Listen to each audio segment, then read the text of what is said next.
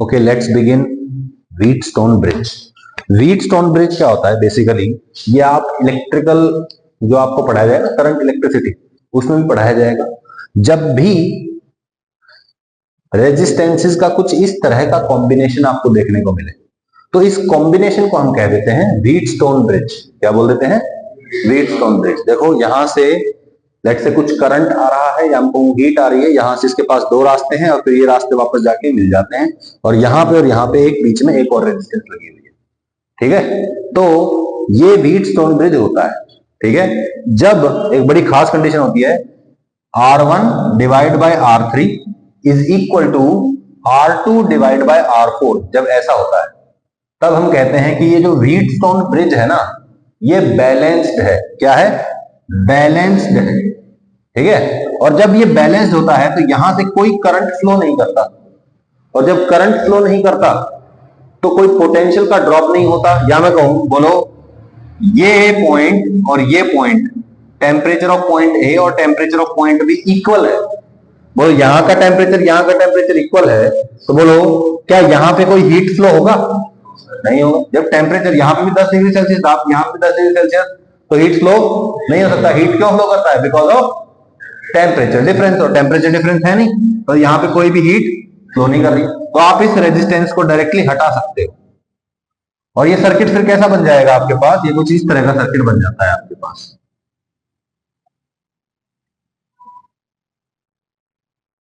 सही है? कोई दिक्कत? सही है ना? और इसको सॉल्व करना आसान है, ये सीरीज में हो गए, ये सीरीज में हो गए, और फिर ये पूरा पैरेलल में हो जाएगा, आसान हो जाएगा। ठीक है भाई, ओके। अच्छा, मैंने क्या बोला? कंडीशन ऑफ बैलेंसिंग क्या होती है? R1 by R3 is equal to R2 by R4। R1 by R3 is equal to R2 by R4। ऐसा भी बोल सकते हो कि this by this is equal to this by this. अब क्या हम करो, R3 और R2 को एक्सचेंज कर दो, उसको इधर ले आओ, इसको इधर ले जाओ, ये बन जाएगा R1 by R2 is equal to R3 by R4, मतलब this by this is equal to this by this हो जाएगा। कोई फर्क पड़ेगा? बात एक ही है। तो जब ये कंडीशन होती है या ये कंडीशन होती है, क्योंकि ये दोनों एक ही कंडीशन है, करंट थ्रू R5 इज 0, और इनके थ्रू करंट 0 क्यों होता है? क्योंकि इस पॉइंट का टेम्परेचर और इस पॉइंट का टेम्परेचर सेम हो जाता है, कोई हीट फ्लो नहीं होती। करंट मतलब हीट फ्लो की बात चलती है, ठीक है ना? Okay, that means no heat or charge flows through R5, यहां से कोई भी हीट फ्लो नहीं होगी। दिस इज बिकॉज पोटेंशियल और temperature at A and B is equal. ठीक है भाई, कोई दिक्कत है इसमें? ठीक है। डेरिवेशन, डेरिवेशन में क्या करना होता है?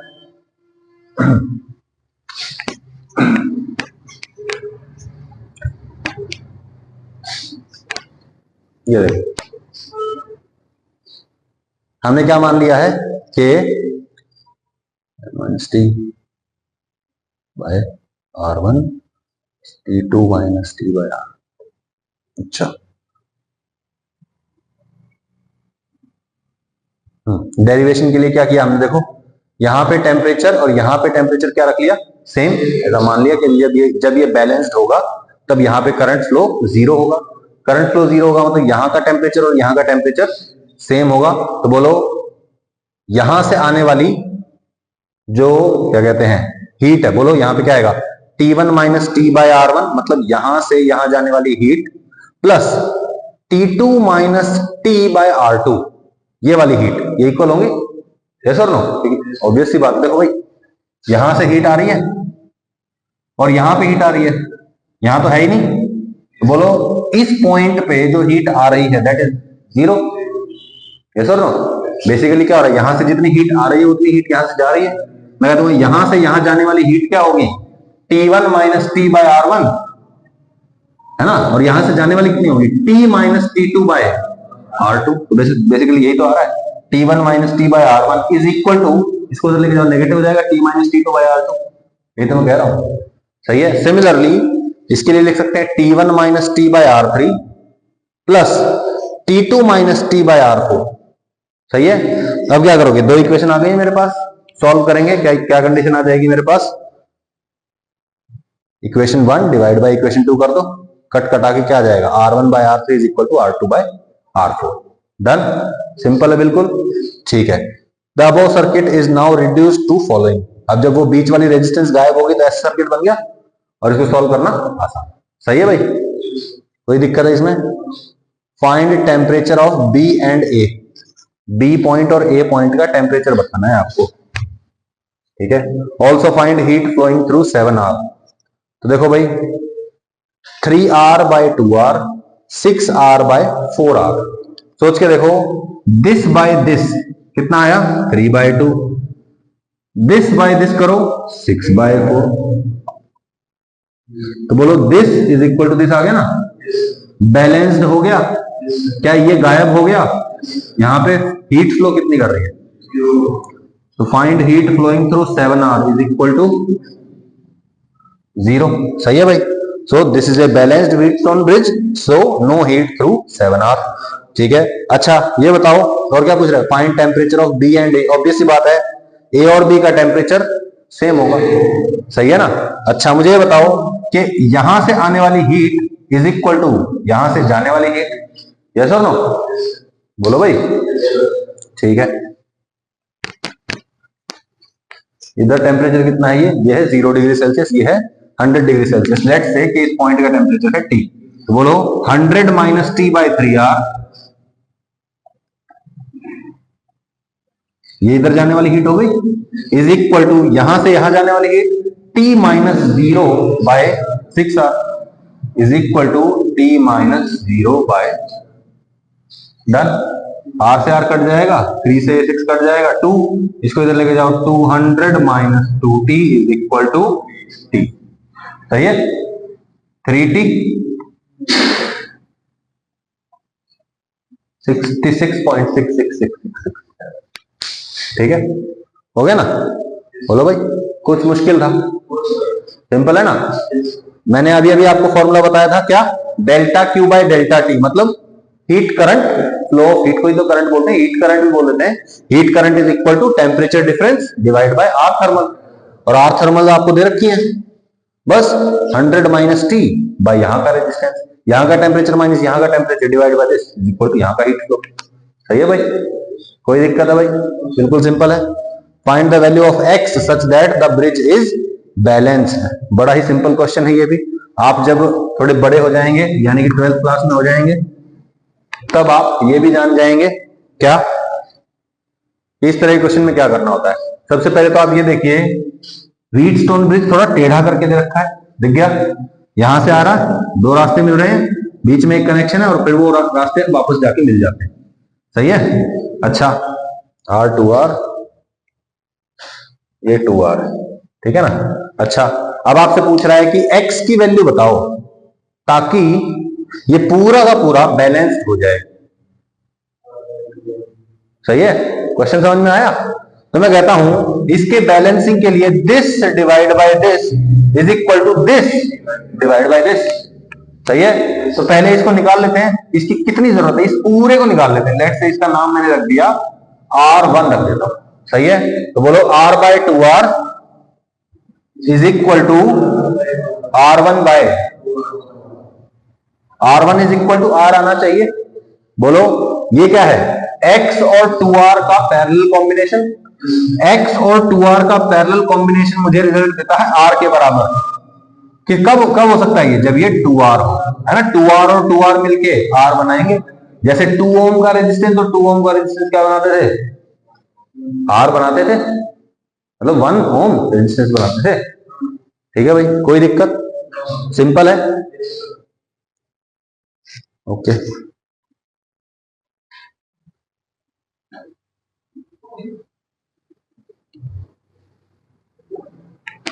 क्वेश्चन देखो, बड़ा ही सिंपल है। Find I1 by I2। देखो भाई यहां पे 100 डिग्री सेल्सियस, यहां पे 0 डिग्री सेल्सियस, इसकी रेजिस्टेंस R, इसकी रेजिस्टेंस R R R, तो बोलो यहां पे कितनी रेजिस्टेंस हो गई? 3R। देखो ना, यहां से हीट फ्लो कर रही है, हाई टेम्परेचर से लोअर टेम्परेचर जाना चाहता है, यस और नो? हीट फ्लो करना चाह रही है high temperature to low temperature, यहां से जाएगी, इसके पास दो रास्ते हैं। कुछ हीट बोलेगी भैया मैं यहां जा रही हूं, कुछ बोलेगी यहां जा रहे हैं। यहां जाने वाले को कितना रेजिस्टेंस झेलना पड़ा? R। यहां जाने वाले को, सही है, ओके। तो ये जो सर्किट है, अब ये मेरा कुछ ऐसा सर्किट बन गया कि भैया इधर 100 डिग्री सेल्सियस है, इधर 0 डिग्री सेल्सियस है, इधर 3R है और इधर R। पूछ रहा है कि यहां पे करंट अगर I1 है, यहां पे जाने वाला करंट I2 है, तो I1 डिवाइड बाय I2 कितना होगा। मैं कहता हूं भाई यहां पे टेम्परेचर कितना है, यहां पे कितना है, यहां पे कितना है, यहां यहां यहां यहां यहां सही है। अब मुझे सिर्फ ये दिख रहा है कि 100 डिग्री सेल्सियस टेम्परेचर है, 0 डिग्री सेल्सियस टेम्परेचर है, यहां पे भी 100 डिग्री सेल्सियस टेम्परेचर है और यहां पे, सही है ना। इस रेजिस्टेंस के अक्रॉस टेम्परेचर डिफरेंस बताइए 100, इसके अक्रॉस, तो मैं कहूंगा कि इन दोनों के अक्रॉस टेम्परेचर डिफरेंस सेम है। जब आप बिजली पढ़ेंगे तब देखेंगे कि पोटेंशियल डिफरेंस सेम है। समझ में आया? ओके। अब मुझे इसके बारे में बताइए, I2 के बारे में जानना है मुझे। I2 करंट क्या होता है, delta Q by delta T तो होता है, T1 minus T2 by R thermal. तो बोलो T1 माइनस T2 कितना है, 100 minus 0 divide by R thermal. I1 बताओ, 100 माइनस 0 आ जाएगा, I1 बाई 8 निकाल हो गया। अब थोड़े से मुश्किल वाले क्वेश्चन देखो, अभी थोड़ा सा टेस्टिंग स्टार्ट होएगी आपकी, है ना। कुछ मुश्किल था क्या ऊपर वाले में, इजी था ना, ठीक है। अच्छा अब मुझे बताइए कि R thermal is equal to L by K होता है, what is this L, length along which heat is flowing. ये वो लंबाई है, ये वो दूरी है जो हीट को ट्रेवल करनी पड़ती है। सही है, नवदीप का ध्यान कहीं और है, यही है, ये वो लंबाई है जो हीट को, हाँ लंबाई है, लंबाई नहीं है, हाँ ठीक है। और ये कौन सा है, ये एरिया क्या है, ये वो एरिया है जिसके परपेंडिकुलर हीट फ्लो करती है ना। और व्हाट इज दिस के, this the property of material.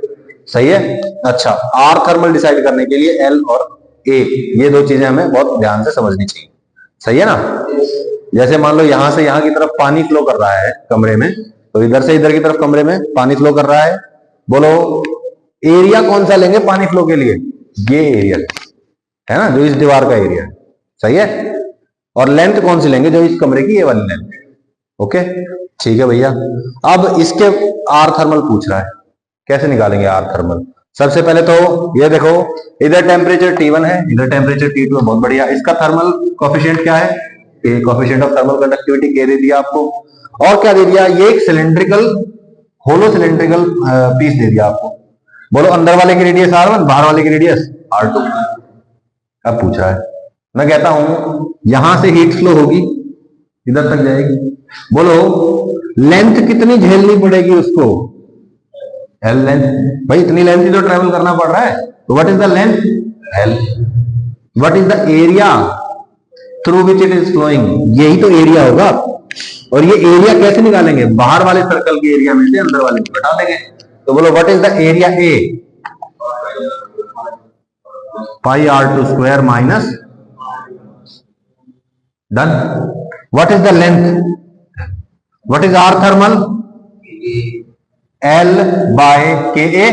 L कितना है, कैपिटल एल, के ही है, और एरिया कितना है, पाई R2 square minus R1। Done. है कुछ मुश्किल, बिल्कुल सिंपल है। अच्छा तो अब ये बताओ, ये क्वेश्चन विजिबल है ना सबको, दिख रहा है ना। अब और जूम करूं, ठीक है। देखो भाई यहां क्या हो रहा है, अलग अलग मटेरियल्स हैं, अलग अलग मटेरियल दे रखे हैं आपको। सिलेंडर है, एक छोटा सा सिलेंडर था केवल थर्मल कंडक्टिविटी वाला, उसी के चारों तरफ एक और सिलेंडर लपेट दिया गया जो K2 वाला है, और उसके चारों तरफ लपेट दिया गया जो K3 वाला है। R1 R2 R3 इनकी रेडियस हो जाएंगी। अब पूछ रहा है कि यहां से आप, तो अब मुझे ये बताइए कि क्या ये कंडक्टर और ये कंडक्टर सीरीज में है कि पैरेलल में है, पैरेलल में है। पैरेलल में हम कैसे डिसाइड करते हैं, मान लीजिए आपके पास एक वायर है और कुछ इस तरीके से आपको रेजिस्टेंसेस गिवन है ना। तो बोलो यहां से जो करंट आता है या जो हीट आती है उसके पास 3 रास्ते होते हैं, है ना, मल्टीपल रास्ते अवेलेबल हैं अपने फाइनल डेस्टिनेशन तक पहुंचने के लिए। मैं यहां पे भी यही कह रहा हूं, इधर का टेम्परेचर T1 है, इधर का टेम्परेचर T2 है, और यहां से जो हीट जा रही है उसके पास 3 रास्ते हैं उधर तक जाने के। सही है, तो बोलो ये पैरेलल बोलेंगे या सीरीज बोलेंगे? अगर मैं कह देता कि ये देखो इस तरीके के 3 है, K1, K2 और K3, तो ये फिर क्या हो जाते हैं, सीरीज, है ना। ठीक है, लेकिन अभी ये क्या अवेलेबल है, पैरेलल में अवेलेबल। ठीक है भाई, तो बोलो what is the length of the conductor? सही है, ओके, सबके लिए ओके। अच्छा, इसका एरिया क्या होगा, पाई R1 स्क्वायर। बोलो इस दूसरे वाले का, ये वाला एरिया क्या होगा, सेकंड वाले का, पाई R2 स्क्वायर माइनस बड़े वाले का एरिया माइनस छोटे वाले का एरिया, और इसका क्या होगा, R3 स्क्वायर माइनस, मतलब सही है भाई।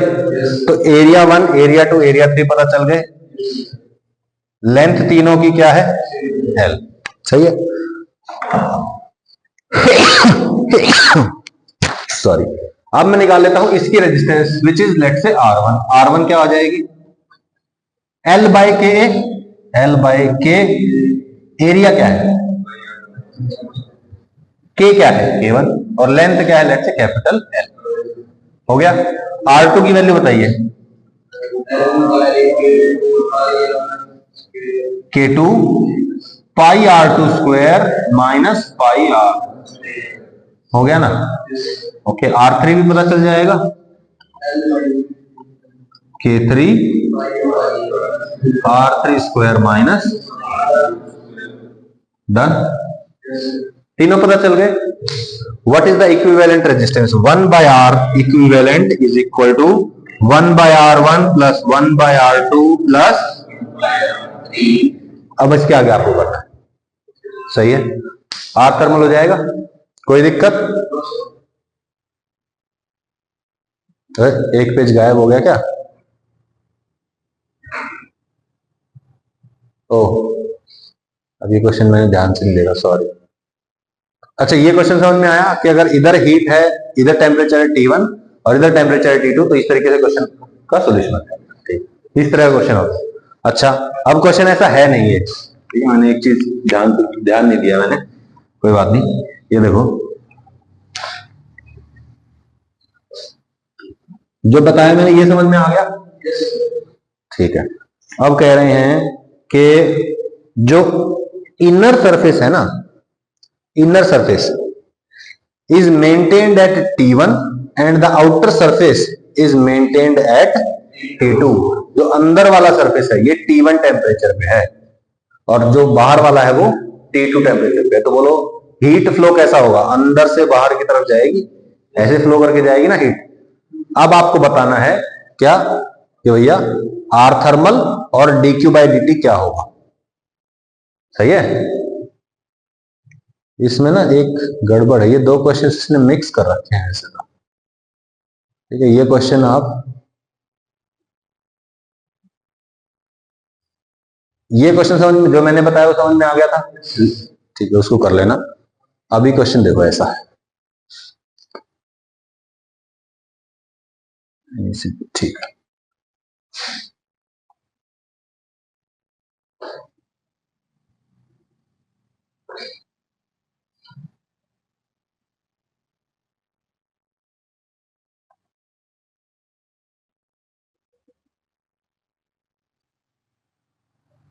यहां वाली रेडियस है A और यहां वाली रेडियस है B। अंदर वाला जो ये अंदर वाला एरिया है ना, अंदर वाला सरफेस है, इसका टेम्परेचर T1 मेंटेन किया जा रहा है और बाहर वाला जो सरफेस इसका T2 मेंटेन किया जा रहा है। ठीक है भाई, ऑब्वियस सी बात है, अंदर से ऐसे बाहर की तरफ, ऐसे अंदर से बाहर की तरफ। ठीक है, ओके। अब मुझे बताइए, heat flow is radial, radial मतलब अलोंग द रेडियस, जिस डायरेक्शन में रेडियस है उसी डायरेक्शन में हीट का फ्लो हो रहा है। अब मैं इधर से देख रहा हूं तो मुझे कुछ ऐसा दिखाई दे रहा है, यस और नो, है ना। ये सरफेस T1 टेम्परेचर पे और ये वाला सरफेस T2 टेम्परेचर पे, तो T1 से T2 की तरफ स्विच होगा। ठीक है, okay. Heat flow is radial, dq by dt निकालना है, मतलब rate of heat flow assuming that steady state has been achieved. ठीक है, और आर थर्मल निकालना है। तो बोलो dq by dt is equal to क्या होता था, minus K A dt by dx, formula पढ़ा हुआ है हमने। ये क्या है, length along which heat is flowing, small change in temperature, area K, और ये रेट ऑफ हीट फ्लो। सही है। अब बोलो स्टेडी स्टेट अचीव हो चुकी है, यानी कि dq by dt rate of heat flow is a constant quantity, तो उस कांस्टेंट को मैंने q नॉट लिख दिया, q नॉट। ठीक है, ओके। अब क्या करेंगे, हम पुराने वाले मेथड पे चले जाएंगे। क्या करेंगे, सेंटर से r रेडियस का, क्या बोला मैंने, r रेडियस का और dr थिकनेस का एक सिलेंडर मान लेंगे। मान लिया। अब इमेजिन करिए आपके पास एक सिलेंडर है, उसको काट के आपने बाहर निकाल लिया। ठीक है, ये हो गया है उसका रेडियस r, और उसकी थिकनेस कितनी हो गई है, d। मैंने क्या किया, ये सिलेंडर है, ये सिलेंडर है, मैंने इसको काट के ऐसे फ्लैट कर दिया। तो बोलो इसका एरिया कितना बनेगा, एरिया कितना बनेगा। इमेजिन करो कि ये वो सिलेंडर है। ठीक है, दिख गया सिलेंडर, दिख गया, R radius D R thickness. क्या हो रहा था, हीट फ्लो अंदर से बाहर की तरफ जा रहा था, यानी कि ये वो एरिया है ना, जिसमें से वो हीट फ्लो कर रही है। सही है, हमें ये एरिया चाहिए, ये एरिया चाहिए, बोलो ये एरिया चाहिए हमको, काट के सीधा कर लिया। सही है, बोलो अब ये रेक्टेंगल बन गया, इसकी रेडियस कितनी थी, r, तो ये कितना था 2 पाई r, ये कितना था लेंथ ऑफ द सिलेंडर। मैंने इसको खोल दिया, बोलो रेक्टेंगल बन गया, this side is 2 pi r and what is this l, so what is the area of this 2 pi r। सही है, तो इसका छोटा सा जो एरिया है वो हमको मिल गया, कितना है 2 पाई r l, तो area is 2 pi r l। सही है, अब बोलो हीट अंदर से बाहर की तरफ फ्लो कर रही है, इस पोर्शन में यहां से लेके यहां तक चलना पड़ता है हीट को। So this is the length along which heat is travelling. तो what is the length, dx, dx की जगह क्या आ जाएगा, तो अब इस फॉर्मूले में वैल्यू पुट कर देता हूं, क्या आएगा, q not is equal to minus K, a की जगह 2 पाई आर एल dt, मतलब small change in temperature, divide by dx, dx मतलब लेंथ, और लेंथ की जगह क्या आ जाएगा, dr। So this is my final formula. सही है। अच्छा, अब क्या मैं इसको इंटीग्रेट कर सकता हूं, सोच के देखो कितने वेरिएबल्स है मेरे पास। This is q, this q not is a constant, क्योंकि rate of heat flow constant हो चुका है, माइनस के कांस्टेंट है, 2 पाई कांस्टेंट है, l कांस्टेंट है, r is not a constant.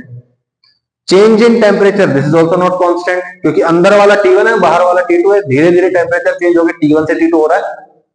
तो बोलो टेम्परेचर इज नॉट कांस्टेंट, तो temperature not constant and r is also not constant.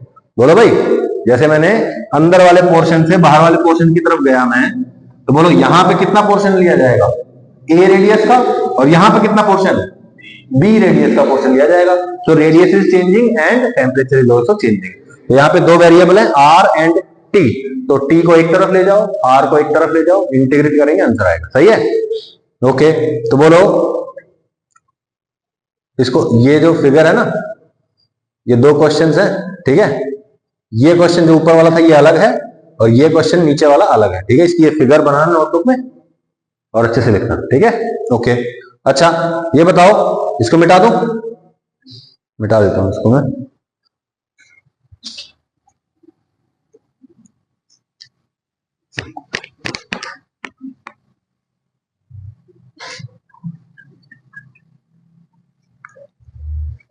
ठीक है, अच्छा बोलो Q नॉट इधर ही था, 2 पाई आर एल को इधर ले आए, और इस नीचे वाले डी आर को इधर ले आए भाई, इज इक्वल टू माइनस के D T by D are नहीं आएगा, सिर्फ के डी टी आएगा। है ना, ये डी इसको हटा दे। सही है भाई। अच्छा, अब इंटीग्रेट करना है, इंटीग्रेट करना है, बोलो यहां पे इंटीग्रेशन का वेरिएबल कौन है? आर। आर की वैल्यू कहां से कहां तक जाती है? ए से बी तक। तो आर की वैल्यू जाती है ए से बी तक। टेम्परेचर की वैल्यू कहां से कहां तक जाती है? T1 से T2 तक। T1 से T2 तक। सही है भाई। माइनस के बाहर बोलो dt का इंटीग्रेशन t, फिर t की जगह T2 माइनस T1, तो बोलो T2 माइनस T1 आ जाएगा, माइनस को अंदर ले जाओ, T1 माइनस T2 बन जाएगा। यहां क्या बनेगा? Q naught by 2 pi L. Q naught by 2 pi L बाहर निकल गया था।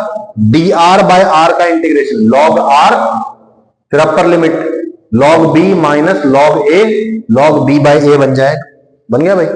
सो this is your rate of heat flow. ये जो Q नॉट है ना, this is the rate of heat flow. हमसे पूछा गया ना dq बाई dt क्या होगा, तो Q नॉट की वैल्यू निकल जाएगी, बाकी सारे इधर ले आओ। हो गया। अब आर थर्मल की बात कर लेते हैं। आर थर्मल कैसे निकलेगा? आर थर्मल निकलेगा इसके साथ कंपेयर करेंगे, जब इस वाले फॉर्मूला के साथ। देखो क्या आया, this is dq by dt। इसकी वैल्यू लिखते हैं Q not is equal to dq by dt is equal to बोलो 2 पाई एल उधर, L N B by A उधर, ये एज इट इज क्या आ जाएगा? माइनस को अंदर ले जाओ, T1 माइनस T2 आ गया, divide by L N B by A. सही है। और 2 पाई एल ऊपर चला गया था और k इधर था, माइनस, सॉरी माइनस के नहीं, k इंटू 2 पाई एल। इसको उठा के नीचे ले आओ, आ जाएगा क्या आएगा? k into 2 pi L. Now compare this formula with this formula, dq by dt, dq by dt, T1 minus T2, T1 minus T2, R thermal दिख गया। So this is your R thermal. नहीं आई बात समझ में? आया कुछ दिमाग में घुसा? बोलो भाई। ओके, दोबारा बताऊं? पक्का? सेम क्वेश्चन है।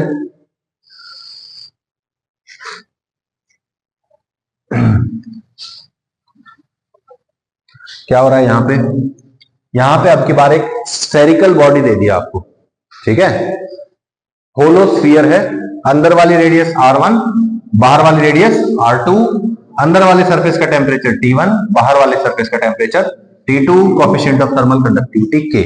आपको बताना है R थर्मल क्या होगा और dq बाई dt क्या होगा। सेम तरीके से निकालना है। क्या करेंगे? R रेडियस का और dr थिकनेस का एक पोर्शन मानेंगे। बोलो हीट फ्लो कहां से कहां हो रही है? अंदर से बाहर की तरफ हो रही है, तो बोलो what is the length? This is the length dr along which heat is flowing। और इसको काट के खोल के बाहर निकालेंगे, तो बोलो, इसको खोला था, एक स्फीयर है r रेडियस का, उसको खोल के फ्लैट कर लिया, कितना एरिया बनता है? 4 पाई r स्क्वायर, और उसकी थिकनेस कितनी है? dr। लेकिन हमें क्या चाहिए? सिर्फ और सिर्फ एरिया चाहिए, तो 4 पाई r स्क्वायर चलाएंगे। तो बोलो what is the A area? 4 pi r square. Area हो गया 4 पाई r स्क्वायर। अच्छा, एरिया हो जाएगा 4 पाई r स्क्वायर। जिस लेंथ के अलोंग हीट फ्लो हो रहा है, दैट इज dx, वो dr के बराबर है। बोलो dq by dt is equal to, constant हो चुका है, स्टेडी स्टेट अचीव हो चुकी है, तो ये कांस्टेंट है Q not is equal to minus KA dt by dx। सही है। एरिया पता है, टेम्परेचर dx dr। डन। कोई दिक्कत है भाई इसमें? अब dr वाला सारा एक तरफ और सारा एक तरफ निकाल लोगे, कोई दिक्कत भाई? तो dq बाई dt आ जाएगा, यानी कि सेकंड पार्ट का आंसर आ जाएगा। और फिर स्टैंडर्ड फॉर्मूला जो है ये, इसके साथ कंपेयर करोगे तो फिर आर थर्मल आ जाएगा। ठीक है ना?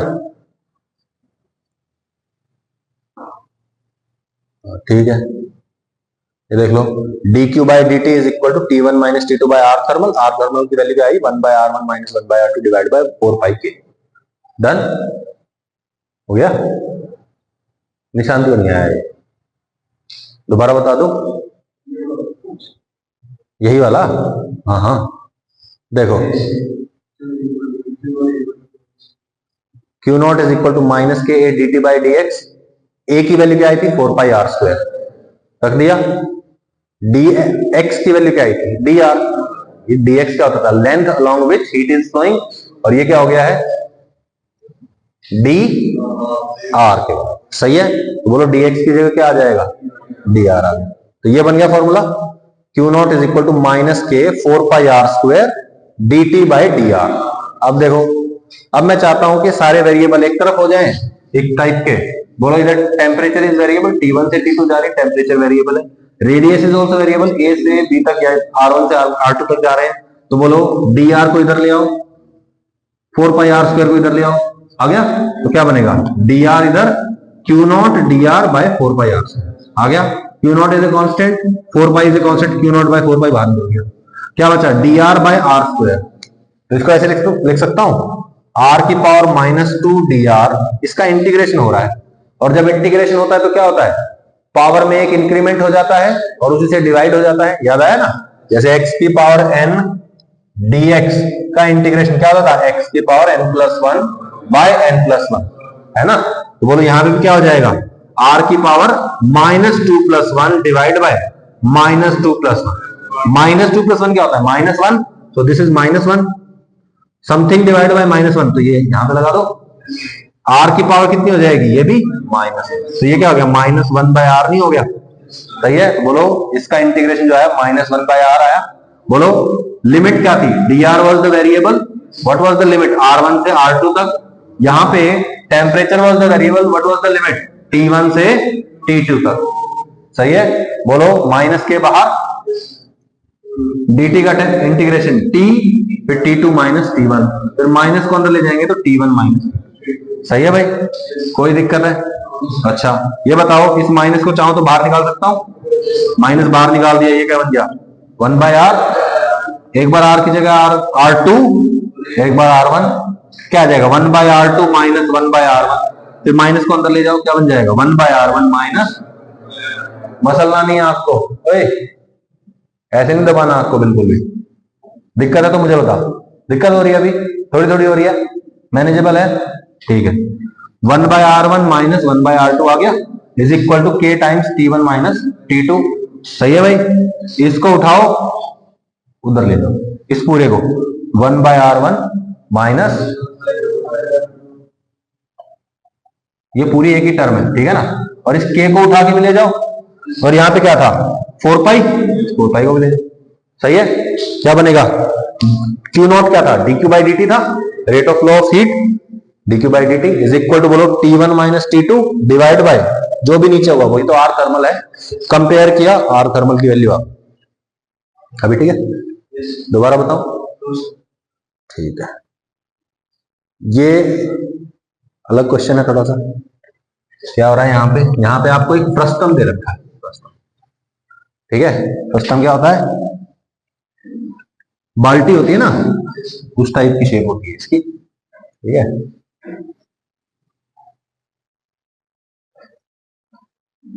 ओके बोलिए भाई, यहां पे ये एक यू मान लो कटा हुआ कोन है, कोन समझते हो ना, जैसे ये कोन था ऐसा था ना, इसको यहां से काट दिया मैंने, तब कैसा दिखाई देगा, ये ऐसा दिखाई देगा उल्टी बाल्टी जैसा, इसको टेढ़ा कर दिया ऐसा ही। तो इधर वाला जो सरफेस है इसकी रेडियस है a, इधर वाले की है b, इधर वाला टेम्परेचर है T1, इधर वाला टेम्परेचर है T2, coefficient of thermal conductivity K है, लेंथ L है, सही है।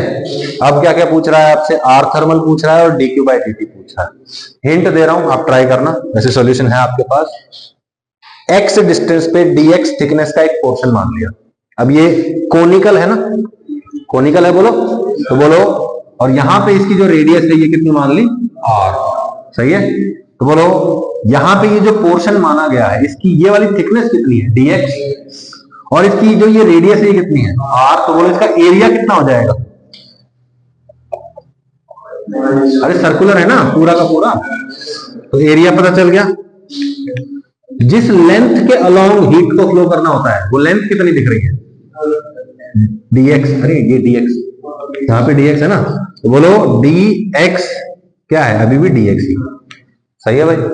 ओके अब रिलेशन लिखना है अपने को, तो रिलेशन लिखेंगे क्या भैया, बोलो D Q by D T minus K A D T bye, है ना। एरिया की वैल्यू दिख रही है, dx दिख रहा है, ओके। ये स्टेडी स्टेट में कांस्टेंट हो चुका है, तो ये क्यू नॉट हो चुका है, सही है भाई। So Q not is equal to minus K area pi R square D T by D X. छोटी सी समस्या क्या कि यहां पे मेरे पास बहुत सारे वेरिएबल हो गए। देखो यहां पे रेडियस ए थी, यहां पे रेडियस बी थी। रेडियस इज चेंजिंग, मतलब R is variable, dx is also the variable and dt is also variable. अब मैं अगर सिर्फ dx या dr होता तो फिर मैं सारों को इधर ले जाता, इंटीग्रेट कर देता, लेकिन अभी हो नहीं पा रहा है। तो क्या करना पड़ेगा मेरे को, r और x में रिलेशन चाहिए मुझे, r और x में रिलेशन चाहिए, वो आपको निकालना है। कैसे निकाल सकते हैं आप बोलिए, सोचो सोचो। We need a relation between r and x।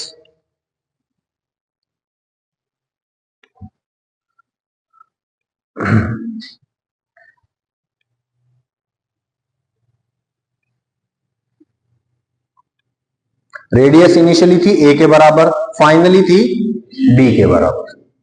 कितनी लेंथ में, कितने डिस्टेंस में जाके a रेडियस b रेडियस बनी है, l डिस्टेंस में, सही है।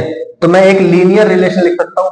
वैसे ऐसा कोई पैराबोलिक शेप तो नहीं है, पैराबोला है क्या इधर, सीधी स्ट्रेट लाइन है, मतलब लीनियर रिलेशन होगा। तो बोलो क्या आएगा, r is equal to a plus x by L into,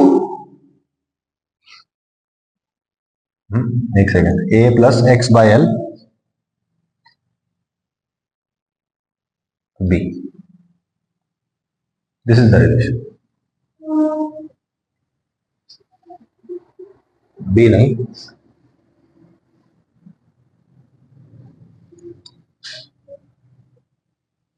minus A. अब ठीक, सोचो इस बारे में। जब x की वैल्यू 0 है तो रेडियस कितनी है, a के बराबर, पुट करो। x 0 है, ये 0, रेडियस कितना हो गया। जब x की वैल्यू l के बराबर है, when x is equal to l, तो रेडियस कितनी है, b के बराबर। तो put x equal to l, l by L, 1 into B minus A, B minus A plus A से ए कट जाएगा, radius equal to, it is the linear relation. तो बोलो r is equal to this. इस r की जगह चाहो तो ये उठा के पुट कर, सही है, कोई दिक्कत है। चाहो तो इसको डिफरेंशिएट कर दो, क्या आएगा,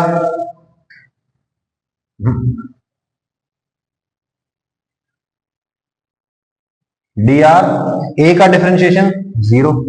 अच्छा ये तो रिलेशन लिखना है ना आपको, ठीक है। डिफरेंशिएट करते हैं, क्या आएगा, D R is equal to, इसका डिफरेंशिएशन, अरे टाइम के रेस्पेक्ट में कर दो, D R by D T is equal to A का डिफरेंशिएशन 0, एक्स बाई एल में ये जो टर्म है ये क्या है, कांस्टेंट, कांस्टेंट बाहर, क्या आएगा, B minus A by L, और x का डिफरेंशिएशन dx बाय dt।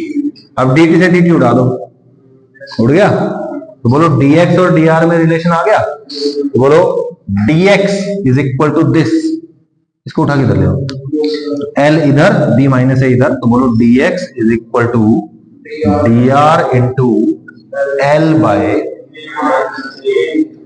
अब आसान हो गया है ना। देखो सब कुछ इधर ले आओ, उठा के ले आए, क्या बनेगा बताना, Q naught as it is pi R square, pi R square dx उधर इज इक्वल टू, बोलो माइनस के dt, सही है। dx की वैल्यू क्या है, इंटू एल बाय, सही है। अब बताओ जो जो कांस्टेंट है सब बाहर निकाल दो, Q not is a constant, L is a constant, B minus A, pi, सब बाहर, क्या बचेगा, D R by R square. Now you can integrate, सही है, बोलो R is the variable. R की वैल्यू कहां से शुरू होती है, ए से शुरू होती है, बी तक जाती है, तो limit is A to B.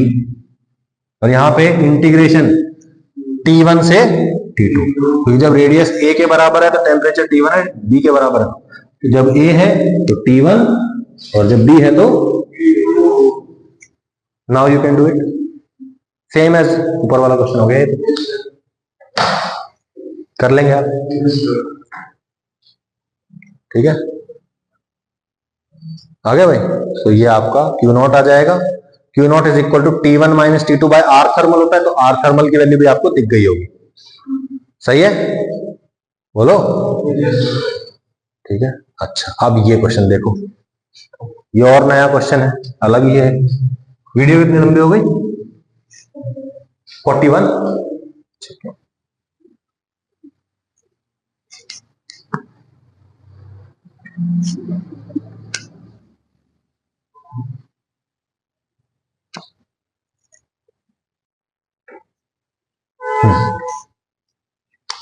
अभी क्या हो रहा है, अब तक जो हमने पढ़ा उसमें के की चिंता नहीं की हमें, अब की बार उसने के के साथ भी खिलवाड़ करना शुरू कर दिया। क्या किया है, आपको एक बॉडी दे दी जिसका टेम्परेचर इधर की तरफ T1 है, इधर की तरफ T2 है, लेंथ L है, एरिया A है, लेकिन K is not constant, it is variable. Now K is temperature dependent, K is equal to K0 by T। अब इंटीग्रेट करने में और मजा आएगा। अब आपसे पूछ रहा है आर थर्मल और D Q by D T for steady state बताना है, सही है। फॉर्मूला, स्टैंडर्ड फॉर्मूला क्या है, D Q by D T is equal to minus K A D T by D X, है ना, D Q by D T is equal to minus K की जगह K not by A D T by D X. अब देखो area is constant, D T है, dx क्या है, ये वो लेंथ है जिसके अलोंग हीट फ्लो करती है। तो हमने क्या किया, इस एंड से x डिस्टेंस पे एक dx थिकनेस का पोर्शन मान लिया, ठीक है। इस पोर्शन के बारे में ही लिखना है अब हमें। इस पोर्शन के लिए बोलो what is the length dx, what is the area of this portion a, क्योंकि एरिया कांस्टेंट था, सही है। तो बोलो क्या बनेगा, dx को उठा के इधर ले आओ, Q0 dx माइनस के नॉट ए इधर ही रख लेंगे, माइनस के नॉट ए इधर है, dt और t इनको लगा दो dt, आ गया। अच्छा, अब क्या आएगा, Q0 सिर्फ एक सिंगल वेरिएबल x, यहां पे सिंगल वेरिएबल टेम्परेचर, सही है। बोलो x की वैल्यू कहां से शुरू होती है, 0 से स्टार्ट होती है, कहां तक जाती है, L तक, तो 0 से L। जब 0 से L जा रहा है तो टेम्परेचर T1 से T2 जा रहा है, तो T1 से T2, सही है। वैसे भी टेम्परेचर की लिमिट इधर से इधर जा रहे हैं x में, तो टेम्परेचर में भी इधर से इधर ही जाएंगे, तो T1 से T2, सही है भाई।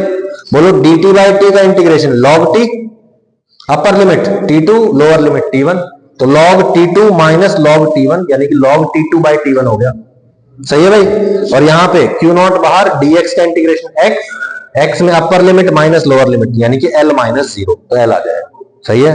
Q0 L is equal to minus K0 A log T2 by T1, this is answer, सही है। तो यहां से Q0 आ गया हमारे पास। सो सेकंड पार्ट का आंसर हमारे पास आ चुका है कि dq बाई dt इतना है भैया, Q0 आ गया, सही है। अब आर थर्मल बच गया। आर थर्मल हम कैसे निकालते थे, इस फॉर्मूले के साथ सिमिलरिटी देखते थे, है ना। Q0 मतलब dq बाई dt रखा, T1 माइनस T2 के नीचे जो भी आएगा दैट इज आर थर्मल। लेकिन यहां पे तो T1 माइनस T2 है ही नहीं, यहां पे क्या है, T2 बाई T1 है, यानी कि इस केस में R thermal is not constant, it is temperature dependent, यानी कि हम आर थर्मल नहीं निकाल सकते, ओके, कोई दिक्कत। अब बात करते हैं फ्रीजिंग ऑफ लेक, ठीक है, ओके। तो फ्रीजिंग ऑफ लेक की बात करते हैं। आप लोगों ने देखा होगा वो जो बड़ी बड़ी झील होती हैं, है ना, लेक्स जो होती हैं बड़ी बड़ी, बहुत ठंडे इलाके में, वहां पे पूरी की पूरी लेक के ऊपर बर्फ जम जाती है ना। लेकिन वहां पे जो फिश होती है या जो मरीन लाइफ होती है उसको डिस्टर्बेंस नहीं होती। कंसंट्रेट कर पा रहे हो ना जो मैं बता रहा हूं, ठीक है। वो जिंदा कैसे रहते हैं? जब बाहर की लेयर बर्फ की जम चुकी है तो नीचे लाइफ कैसे पॉसिबल है? This is because of hydrogen bonding, एक फिनोमेना होता है ना। और मैक्सिमम डेंसिटी कहां होती है वाटर की? 4 डिग्री सेल्सियस पे। और जो आइस की लेयर बन जाती है ऊपर, this ice has poor thermal conductivity, this has poor thermal conductivity.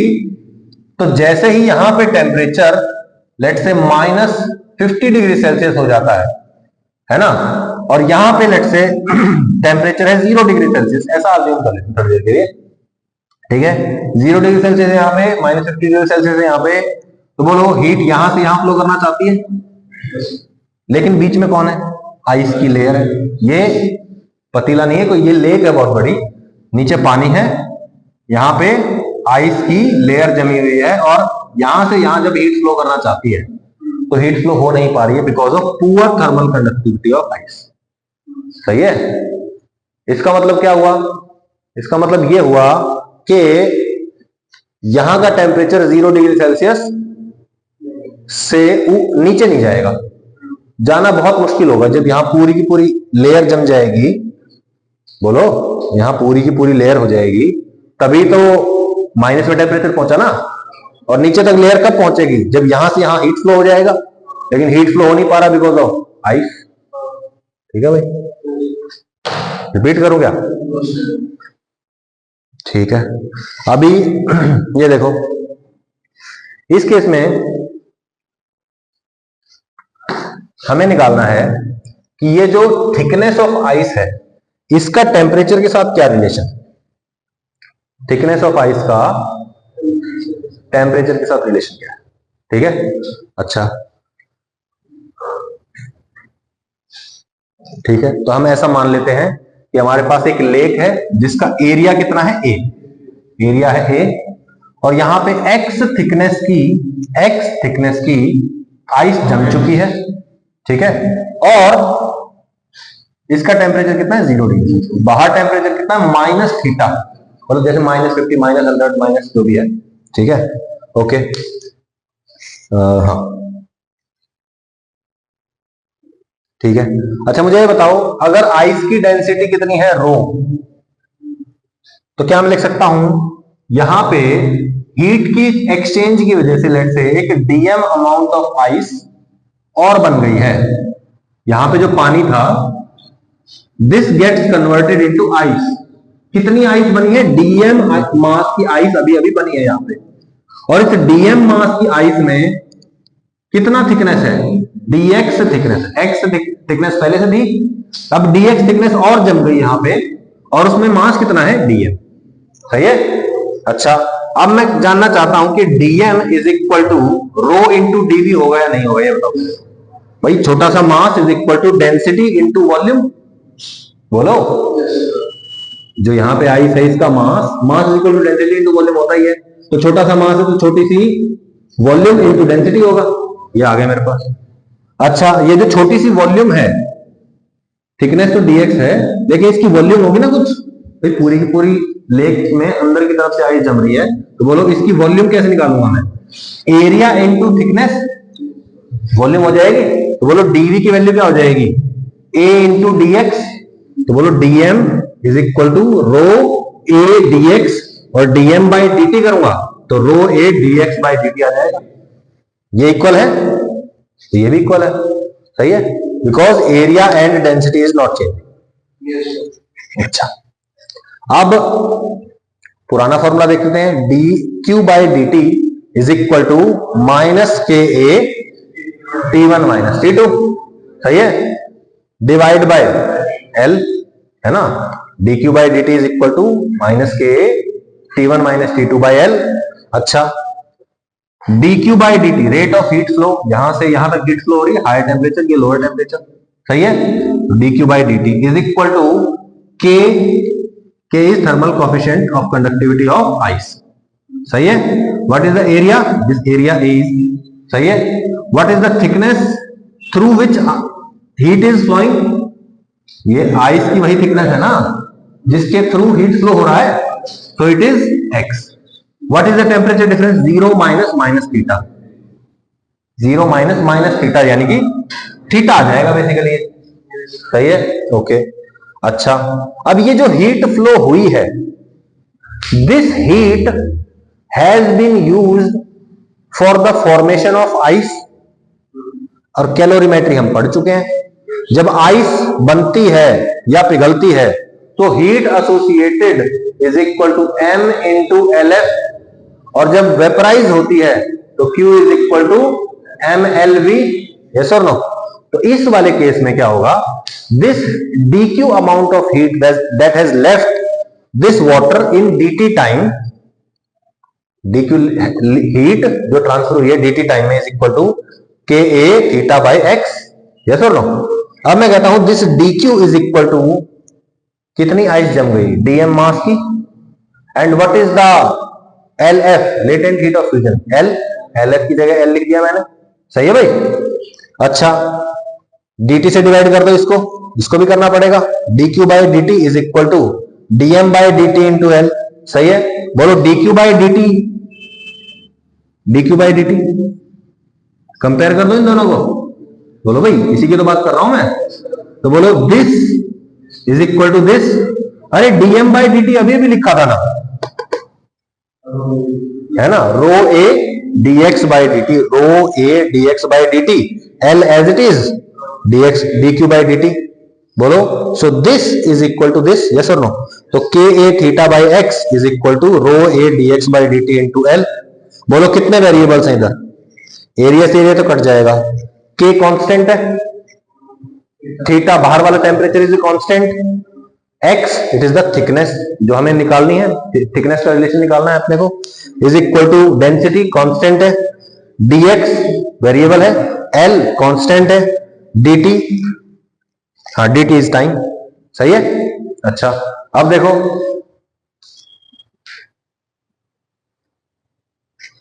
मैंने शायद ये बोल दिया आपको, थिकनेस का टेम्परेचर से रिलेशन बोल दिया था ना मैंने स्टार्टिंग में, थिकनेस का टाइम से रिलेशन निकालें। ठीक है, थिकनेस का टेम्परेचर से भी निकाल सकते हैं, टाइम से भी निकाल सकते हैं, क्योंकि दोनों ही चीजें हमारे पास। ठीक है, देखो सारे, ये dt इधर ले आओ, dt आ गया इधर, इस x को इधर ले जाओ, x dx कितना आएगा answer, x square by 2 is equal to, बोलो ये सब कांस्टेंट है बाहर, dt t, 0 से t टाइम होता है तो थिकनेस ऑफ आइस 0 से x हो जाती है। तो बोलो x में और टाइम में कैसा रिलेशन आ गया, पैराबोलिक। सही है, और मैं कहूं अगर टाइम फिक्स्ड है तो टेम्परेचर में और इसमें कैसा रिलेशन आ गया, पैराबोलिक रिलेशन आ गया, यानी कि which is greater in value, thickness of ice और temperature, temperature has to be greater in value magnitude wise.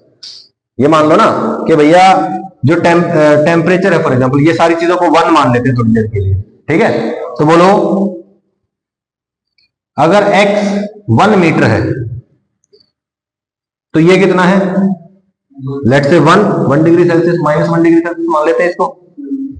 ठीक है, लेकिन अगर थिकनेस ऑफ आइस 2 है,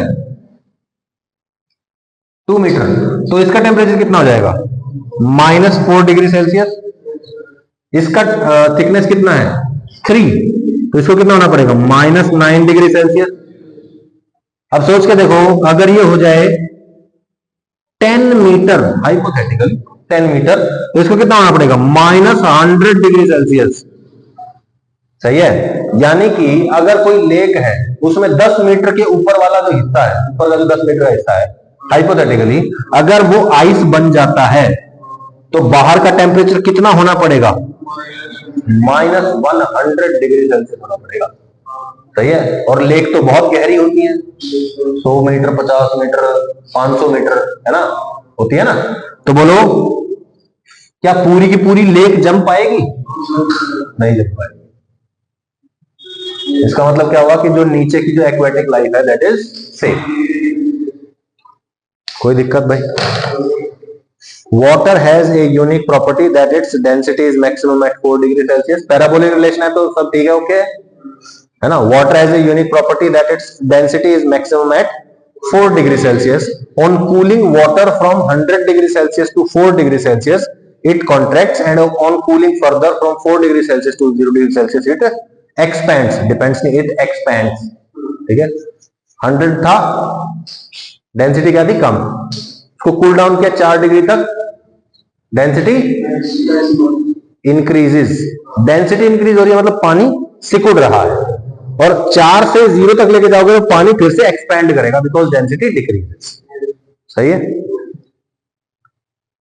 ओके. तो 1, 2 और ये 3 क्वेश्चन है, 4 क्वेश्चन सॉरी. ये फिर प्रोवोस्ट थ्योरी ऑफ एक्सचेंज है, ये मैं करवा चुका हूं, है ना, ये मैं अपलोड कर दूंगा आज. ठीक है, so we will do this 4 questions. Let's see, अगर आज हो पाया तो आज कर लेंगे. ठीक है, otherwise we will do it in the next class. ठीक है, in the next class I will start thermodynamics. Thermodynamics पढ़ा तो हुआ ही आप लोगों ने, है ना, तो it will be easy for you to learn the definitions. You can do the module basically, इसका पूरा कंप्लीट मॉड्यूल कर सकते हैं अब आप. Homework is complete module.